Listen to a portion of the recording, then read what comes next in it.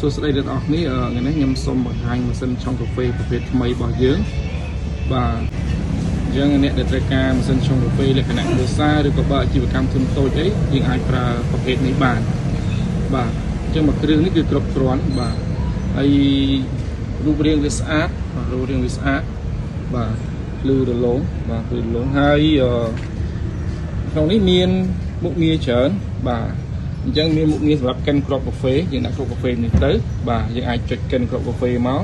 ហើយកាហ្វេយើងអាចឆុង1 កែវក៏បាន2 កែវក៏បានអានេះយើងអាចចុចយក1 កែវអានេះ2 កែវបាទ2 កែវហើយមានមុខងារសម្រាប់ steam ទៅដោះគោស្រេចបាទយើងចង់ steam ទៅដោះគោយើងអាចប្រើមុខងារហ្នឹងទៅហើយនៅខាងក្រោយនេះគឺយើងដាក់ទឹកចំណុះទឹកយើងអាចដាក់បាន2 លីត្រ 3បាទ2 លីត្រ 3បាទ 2.3 លីត្រអញ្ចឹងប៉ុណ្ណឹងគឺតូចល្មមបាទសម្រាប់យើងដាក់លើតុលក្ខណៈគ្រួសារឬក៏អាជីវកម្មធុនតូចអញ្ចឹងកម្លាំងវាក្នុងការរុញកាហ្វេខ្លាំងបាទខ្លាំង